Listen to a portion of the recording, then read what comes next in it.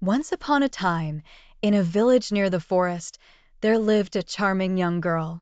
Everyone called her Little Red Riding Hood because she always wore a bright red cloak that her grandmother had made for her. One day, her mother asked her to take a basket of goodies to her grandmother, who lived alone in a cottage deep in the woods.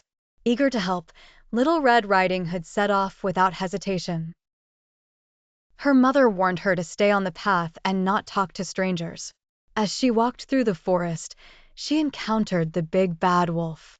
The wolf, cunning and sly, asked her where she was going. Forgetting her mother's advice, Little Red Riding Hood cheerfully told him about her grandmother's cottage at the end of the forest. The wolf plotted to eat both Little Red Riding Hood and her grandmother. He suggested they have a race and took off on a shortcut to reach the grandmother's house first.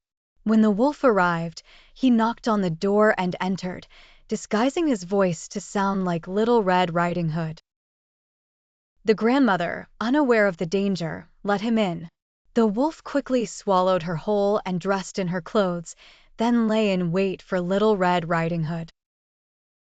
When Little Red Riding Hood arrived, she noticed that her grandmother looked strange. She remarked about the size of her grandmother's ears, eyes, and teeth, each time receiving a cunning response from the wolf. Suddenly, the wolf leaped out of bed and tried to grab Little Red Riding Hood. She screamed for help, and fortunately, a passing woodsman heard her cries.